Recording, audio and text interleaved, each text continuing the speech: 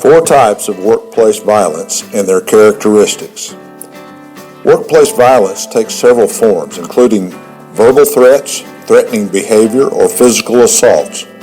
It can be classified as to type, depending on the relationship of the assailant to the worker or the workplace.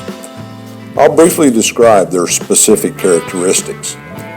Type 1. Violence by strangers. This is violence committed by an assailant who has no legitimate business relationship to the workplace or the worker. For example, the person enters the workplace to commit a robbery or other criminal act. Violence by strangers accounts for most of the fatalities related to workplace violence. Workplaces at risk of violence by strangers commonly include late-night retail establishments and taxi cabs. Type 2. Violence by customers or clients.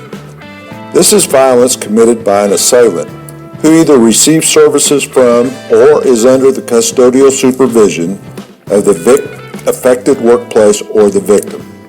Assailants can be current or former customers or clients such as passengers, patients, students, inmates, criminal suspects, or prisoners.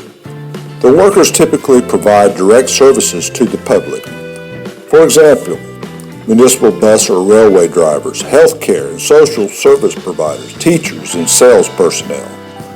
Law enforcement personnel are also at risk of assault from individuals over whom they exert custodial supervision.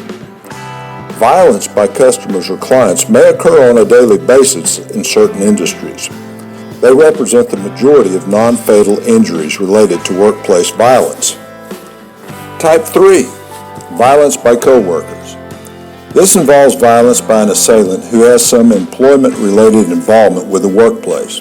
For example, a current or former employee, supervisor, or manager. Any workplace can be at risk of violence by a coworker.